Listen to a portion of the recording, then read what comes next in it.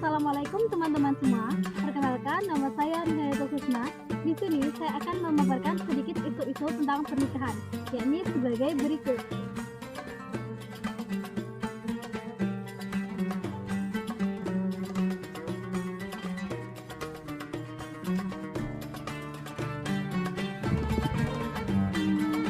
Nah, dari kasus-kasus tadi, kalau kita perhatikan kembali, sebenarnya itu tuh belum memenuhi syarat sama rukun dalam pernikahan loh. Nah, apa saja rukun dan syarat dalam pernikahan itu? Mari kita simak bersama. Rukun-rukun dalam pernikahan. Yang pertama, ijab kabul. Yang kedua, calon pengantin laki-laki dan wanita. Yang ketiga, wali nikah. Yang keempat, saksi nikah.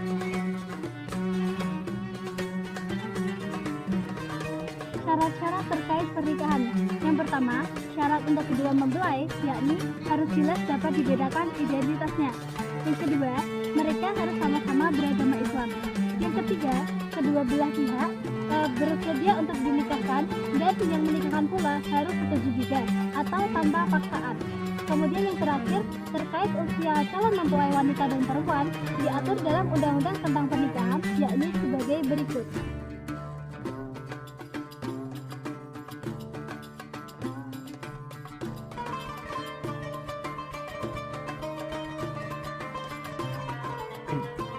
Syarat-syarat terkait saksi nikah. Yang pertama, syaratnya harus minimal 2 orang saksi. Yang kedua, beragama Islam atau Muslim. Yang ketiga, laki-laki. Yang keempat, harus merdeka. Yang kelima, dapat mendengar dan melihat.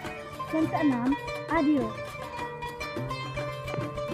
Syarat-syarat wali nikah, yakni yang pertama, harus laki-laki. Yang kedua, beragama Muslim. Yang ketiga, telah dewasa dan berwakil sehat. Yang keempat, merupakan orang merdeka.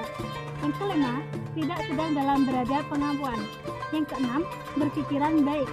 Yang ketujuh, harus bersikap adil. Dan yang terakhir, tidak sedang dalam ihram untuk haji maupun umroh. Syarat-syarat terkait ijab kabul. Yang pertama, akad harus berawalan dengan ijab, kemudian dilanjutkan dengan kabul. Yang kedua, materi ijab kabul tidak boleh berbeda. Yang ketiga, ijab dan kabul harus diucapkan secara bersambungan tanpa terputus walau sesaat. Yang keempat, ijab dan kabul mesti menggunakan lafaz yang jelas dan terang. Nah, bagaimana jika calon pengantinnya mohon maaf tidak dapat berbicara, maka dapat menggunakan bahasa isyarat.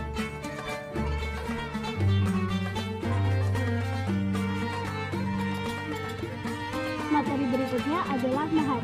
Mahar merupakan pemberian dari calon suami kepada calon istri, baik secara tunai maupun non-tunai, yang sudah disepakati sejak awal dalam akad pernikahan.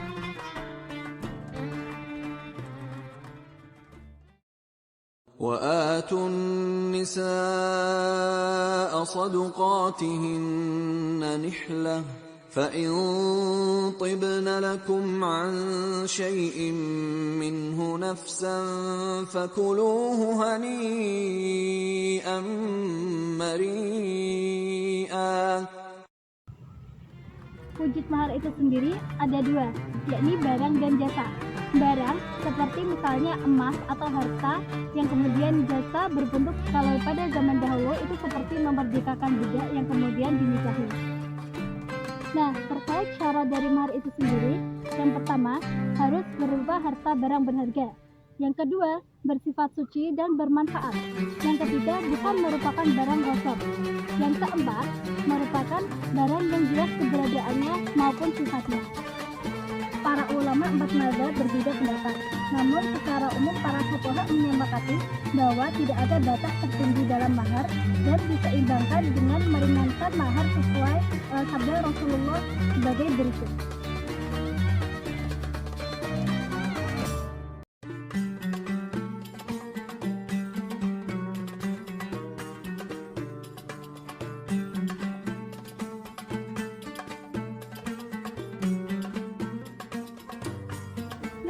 Setelah tadi kita sudah belajar terkait rukun, syarat, dan mahar pernikahan. Semoga kejadian atau isu-isu yang tadi kita bahas tidak terulang lagi ya teman-teman. Sekian dari saya apa yang dapat saya sampaikan. Billahi taufiq wal hidayah. Wassalamualaikum warahmatullahi wabarakatuh.